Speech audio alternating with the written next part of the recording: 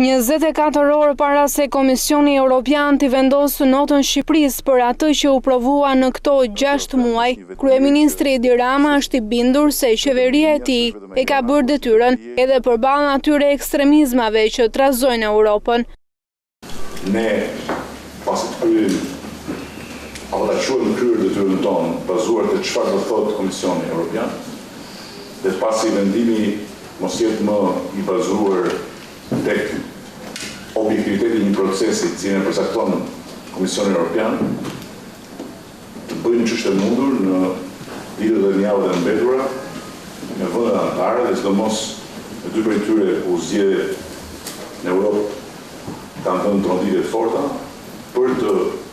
shpjeguar dhe për të mbështetur pozicionin tonë. Për të rreshtave të hedhur në raport nga Brukseli, shefi i majorancës para deputetëve të tij ka deklaruar edhe prioritetet që në thelb kanë luftën ndaj krimit, drogës e korrupsionit, duke paralajmëruar ish-ministrat për përballjen me prokurorinë.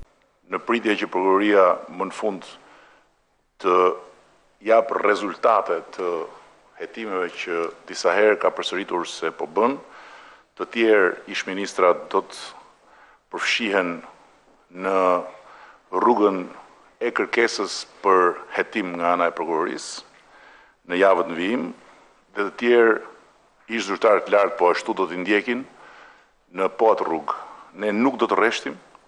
me proceset e auditimeve dhe të hetimeve të brendshme. E për të qenë në lartësinë e këtyre prioriteteve, duhet një drejtësi, po në këtë nivel. Kur flasim për korrupsionin, jemi të vetëdijshëm që është një luftë që na takon ta udhëheqim kundër korrupsionit, por nuk e bëjmë dot plotësisht ashtu si duhet vetëm, pa një sistem drejtësie në lartësinë e sfidës, dhe sot për fat keq nuk e kemi një sistem drejtësie në lartësinë e sfidës. Rama ka bërë edhe një rezume të reformave të qeverisë që nga matura shtetërore, shërbimi social dhe deri tek punësimi, ndërsa nuk ka lënë jashtë vëmendjes edhe debatin për drogën, duke e konsideruar një sukses Komisionin Felaj.